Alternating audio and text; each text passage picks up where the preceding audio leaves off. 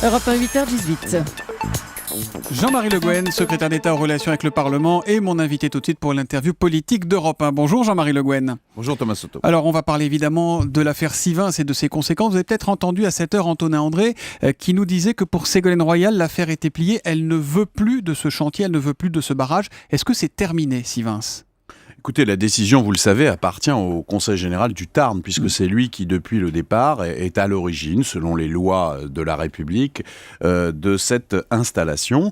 Donc, laissons faire ceux qui sont en responsabilité, ce qui ne veut pas dire qu'il n'y a pas, évidemment, des conséquences à tirer pour nous tous. Mais il y a une volonté politique qu'on entend, qui est celle de Ségolène Royal. Est-ce que vous dites comme elle, il faut en finir définitivement avec ce projet, vous, au gouvernement ? Ah non, je ne crois pas que Ségolène ait dit ça, et en tout cas, le gouvernement ne le dit pas. Encore une fois, c'est aux élus locaux de prendre leurs responsabilités. Il faut maintenant que nous les aidions. Il y a des travaux, une réflexion qui a été menée au plan technique. Et je dirais, il y a des leçons à tirer avant de... tout en pensant toujours à la gravité de la situation. Regarde, il y a eu mort d'homme. Voilà, de Rémi Fraisse, évidemment. Mais ce que nous savons, c'est que des procédures qui mettent 10 ans, qui continuent à avancer alors même que les recours continuent à exister, sont souvent incompris par la population, enfin par une partie de la population, et en tout cas ça ne crée pas de la transparence dans le dialogue. Donc c'est pour ça que Bernard Cazeneuve, Ségolène Royal ont fait des propositions pour modifier la procédure de façon à ce que les choses soient beaucoup plus compactes, beaucoup plus rapides. En 2-3 ans, on doit pouvoir avoir un vrai débat démocratique autour d'une installation, décider et agir. Parce que ce serait impensable, évidemment, que notre pays ne puisse pas mettre en œuvre des grandes infrastructures, que ce soit au niveau de l'État ou au niveau des collectivités territoriales, puisqu'en l'occurrence, c'est le Conseil général qui est en responsabilité. Et en même temps, on a eu un gouvernement polyphonique sur le sujet. On a entendu plusieurs voix dire plusieurs choses différentes. En septembre, Manuel Valls s'était rendu sur place. Il avait félicité les porteurs du projet d'avoir tenu bon. Il disait que ce projet était nécessaire. Est-ce que le gouvernement n'a pas eu tout faux depuis le début dans la gestion de cette affaire ? Je ne crois vraiment pas. Encore une fois, la décision de faire ce barrage appartient au Conseil général. On l'entend. Bien. Ensuite, mais bon, le Conseil général, il va tenir compte la nécessité de faire ce barrage, c'est-à-dire de répondre à la question d'un problème de retenue d'eau, est incontournable. Pas simplement, j'ai entendu dire, sur des affaires d'agricole, etc. Mais par exemple, vous savez que la ville de Montauban a besoin, notamment l'été, de cette retenue d'eau pour pouvoir boire. Donc il était logique que ce projet ait lieu.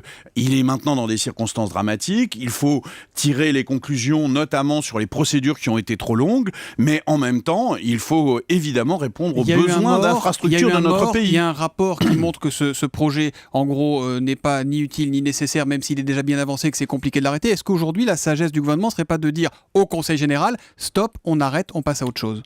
Écoutez, le Conseil général prendra sa décision, il a tous les éléments pour trancher, y compris les rapports d'inspection qui sont peut-être un petit peu moins décisifs et un peu moins clairs que vous ne semblez le dire. C'est-à-dire que, d'après ce que j'en sais, ce rapport dit bien qu'il était nécessaire d'avancer, peut-être qu'on peut évoluer sur tel ou tel aspect d'une situation technique, mais encore une fois, c'est au Conseil général de prendre ses responsabilités. Nous sommes dans une république décentralisée de ce point de vue, il faut respecter cela. Le week-end a été marqué par des incidents liés à ce drame, à Toulouse, à Nantes, il y a eu des interpellations hier à Paris.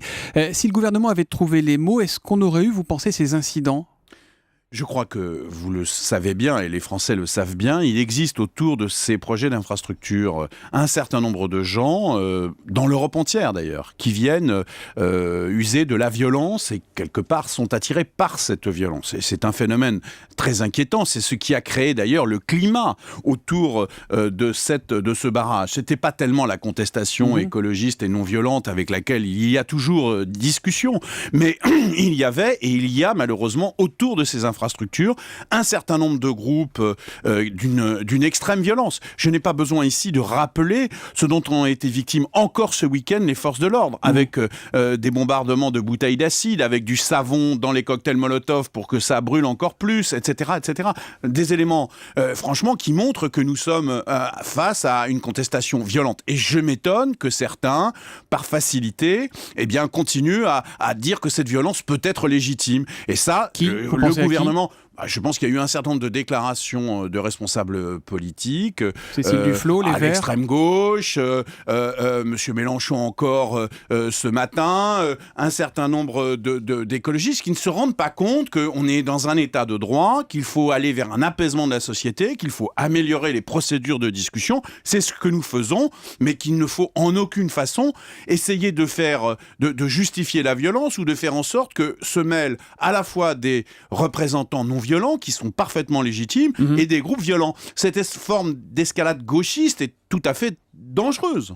Cette semaine, Jean-Marie Le Guen marque la mi-mandat de François Hollande. Le chef de l'État est au plus bas dans les sondages, la croissance est en panne, le chômage continue à battre des records mois après mois, le PS se déchire, le Front National semble prospérer sur les ruines du hollandisme. Peut-on utiliser un autre mot que celui d'échec pour qualifier cette première partie de mandat ? Écoutez, nous sommes justement à mi-mandat et un mandat se juge à la fin.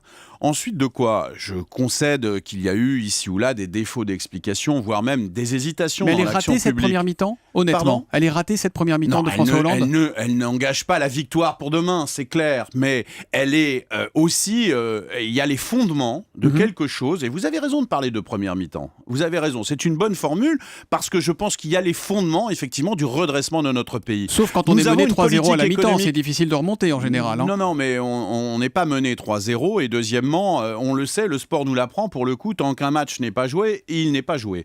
Donc nous sommes vraiment dans l'idée qu'il y a, je crois, les fondements d'une politique économique qui peut réussir, mais nous savons qu'elle mettra du temps. Vous y croyez encore ? Vous y croyez vraiment ? Mais absolument. Parce qu'il y a toute une partie des députés auxquels vous êtes confrontés, socialistes, les frondeurs, qui n'y croient plus, les Français n'y croient plus. Vous avez vu ce sondage ce matin, 97% des Français estiment que François Hollande a échoué en matière d'emploi, 88% en matière de fiscalité, 78% en matière de politique familiale. Mais nous sommes dans un moment, Thomas Soto, où tous les dirigeants sont éminemment critiqués. Vous avez vu ce qui arrive à M. Obama.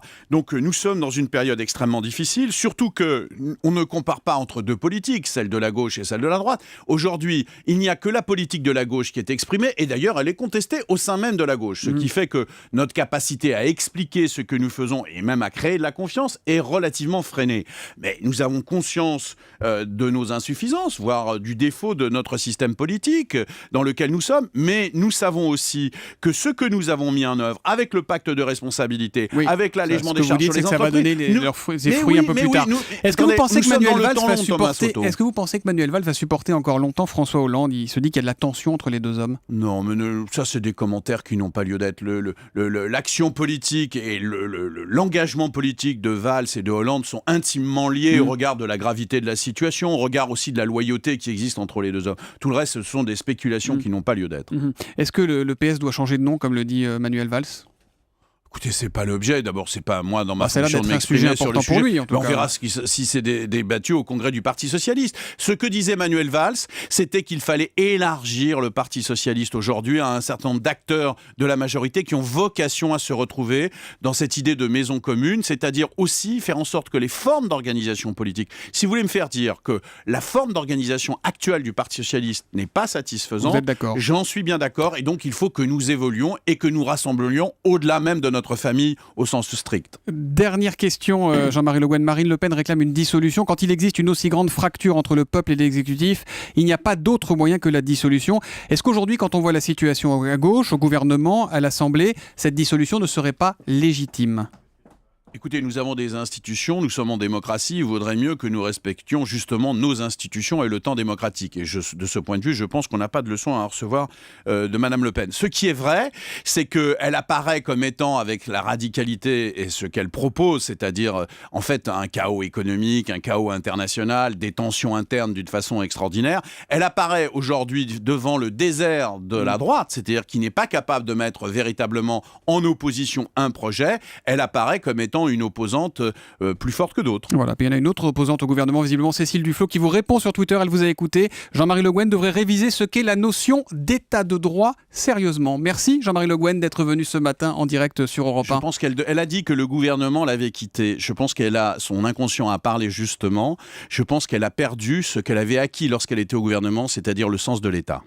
Elle n'est plus dans la majorité. Les Verts ne sont plus dans Non, la ce n'est majorité. pas ce que je dis. Je dis qu'un responsable politique, vous savez, les Verts en Allemagne, à un moment, c'était des gauchistes. Et à un autre moment, ils ont été au gouvernement et ils ont été, avec Joschka Fischer, capables de gouverner une nation. Et là, elle a le perdu problème, pied. c'est Elle a que je perdu pied, pense Cécile que Duflot. depuis qu'elle a quitté le gouvernement, elle est en perpétuelle dérive. Elle s'éloigne de ce qu'est la responsabilité de la gestion d'une société aujourd'hui. C'est très dur ces mots que vous avez contre Cécile Non, Duflot. c'est un constat, je le regrette, bien sûr. Merci beaucoup Jean-Marie Le Guen d'être venu ce matin sur Europe 1.